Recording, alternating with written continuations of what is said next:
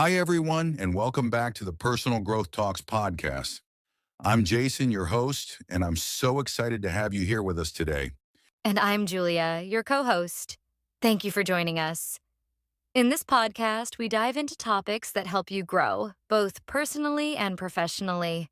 Today, we're discussing something that affects every single one of us: how to control your mind. Think about it. How many times have you felt overwhelmed by negative thoughts or found it hard to focus? Exactly. The mind is so powerful, but if we don't learn how to manage it, it can control us instead of the other way around. That's why this is such an important topic for personal growth. Controlling your mind doesn't mean suppressing your emotions or being perfect. It's about developing tools and habits that help you stay calm, focused, and in charge of your thoughts, especially during challenging times. And we'll explore all of that today. We'll discuss what it really means to control your mind, the challenges people face, and some practical techniques you can start using right away.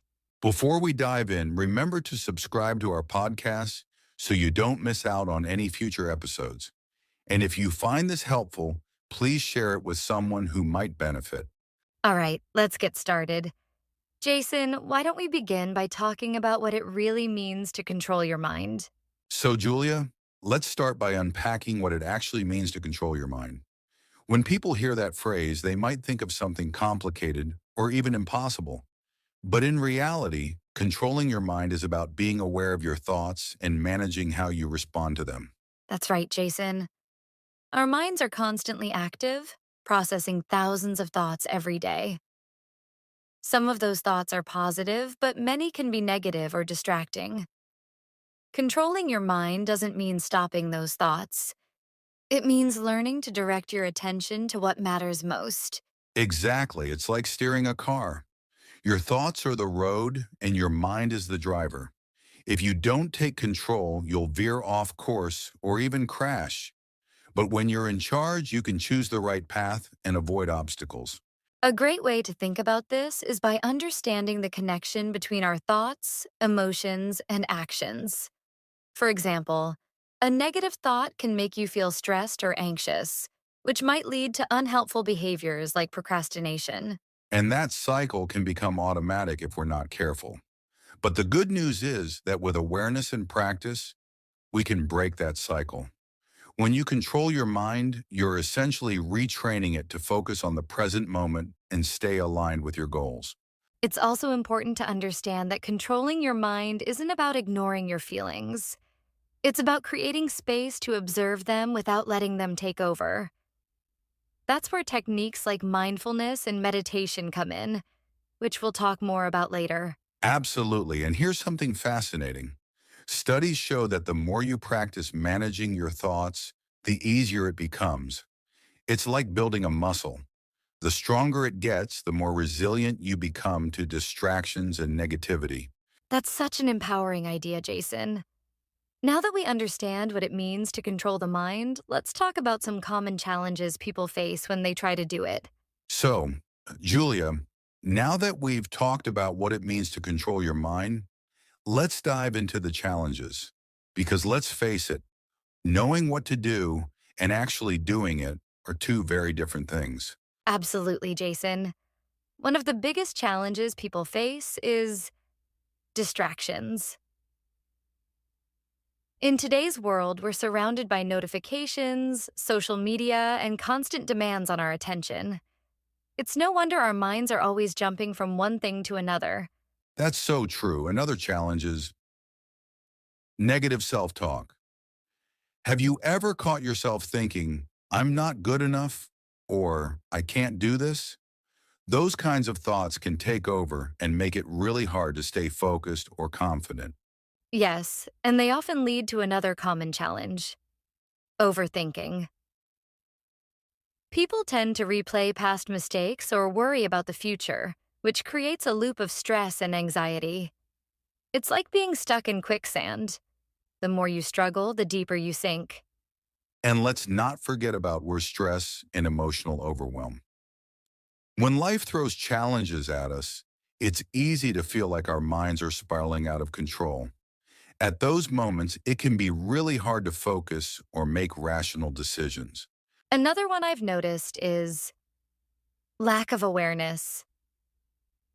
A lot of people don't even realize they're caught in negative thought patterns until it's too late. It takes practice to recognize when your mind is wandering or when you're letting your emotions take over. That's a great point, Julia. And I think one more challenge we should mention is impatience. Many people expect to see results overnight. They try techniques like meditation or mindfulness for a few days, and when they don't feel a big change, they give up. It's true. Controlling your mind is a skill that takes time and consistency. But here's the good news. No matter what challenges you're facing, there are practical techniques that can help you overcome them. That's exactly what we're going to talk about next. We'll dive into some effective strategies you can start using today to take charge of your mind. All right, now let's get to the good part. Practical techniques to control your mind. These are simple strategies you can use in your daily life to take charge of your thoughts and emotions. Yes, and the best part is that anyone can do them, no matter how busy or stressed you are.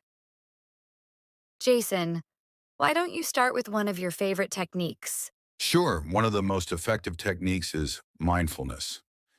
This is all about staying present in the moment. When your mind starts racing, try to focus on your breathing or notice the sensations around you. It can be as simple as feeling the texture of your clothes or the warmth of the sun. That's a great one. Another technique I love is meditation. You don't need to sit in silence for hours. Even 5 to 10 minutes a day can make a big difference. There are apps and guided meditations that make it super easy to get started. Absolutely. And if meditation feels overwhelming at first, you can try deep breathing exercises. For example, the 4-7-8 technique. Breathe in for 4 seconds, hold for 7 seconds, and exhale for 8 seconds. It's a quick way to calm your mind and reduce stress. That's such a powerful tool. Another strategy is positive self talk. When you notice negative thoughts creeping in, try to replace them with affirmations. For example, instead of thinking, I can't do this, tell yourself, I'm capable and I can figure this out. I love that. Here's another one, journaling. Writing down your thoughts can help you process them and identify patterns. If you're feeling overwhelmed, try writing a list of what's bothering you and then note one small action you can take to address each issue.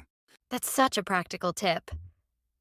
And for those who feel stuck in a loop of overthinking, try the 5-4-3-2-1 grounding technique.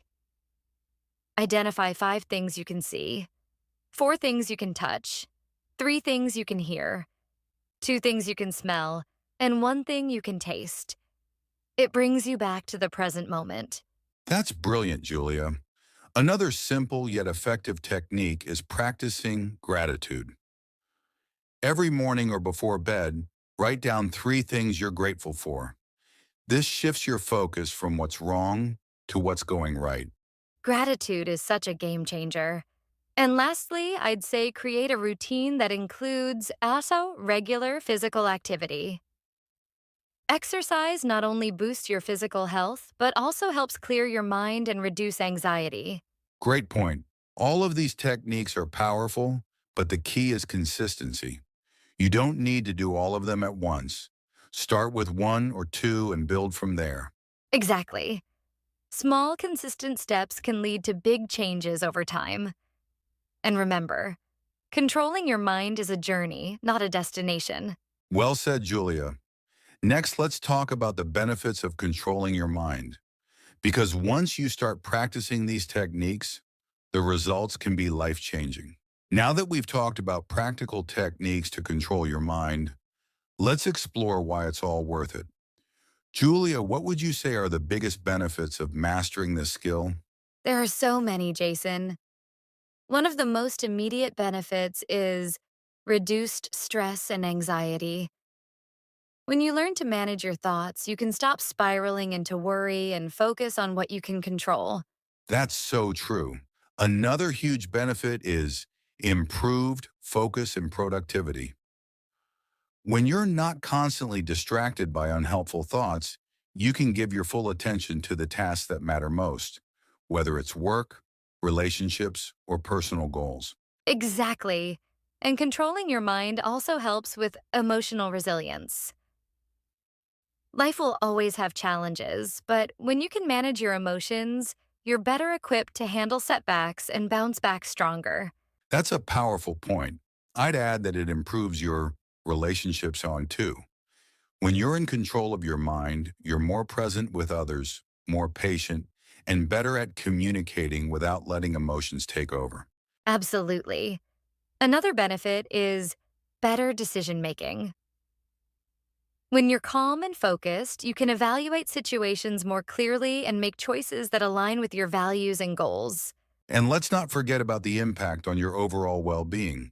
Controlling your mind can lead to better sleep, higher self-esteem, and even a stronger immune system because you're reducing stress on your body.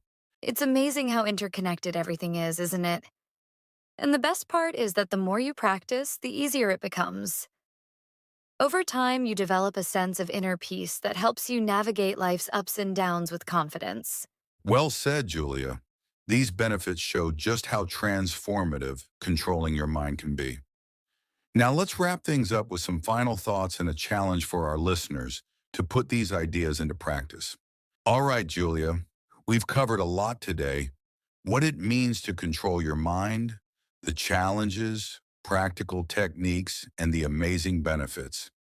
But none of this will make a difference unless our listeners take action. That's so true, Jason. So here's our challenge to you. Pick just one technique we talked about today. Whether it's mindfulness, journaling, or positive self talk, commit to practicing it every day for the next week. Exactly. Start small and be consistent. And don't forget to celebrate your progress, even if it feels like a tiny step. Every bit counts when you're building a healthier, more focused mind. We'd also love to hear from you. Share your experience in the comments below.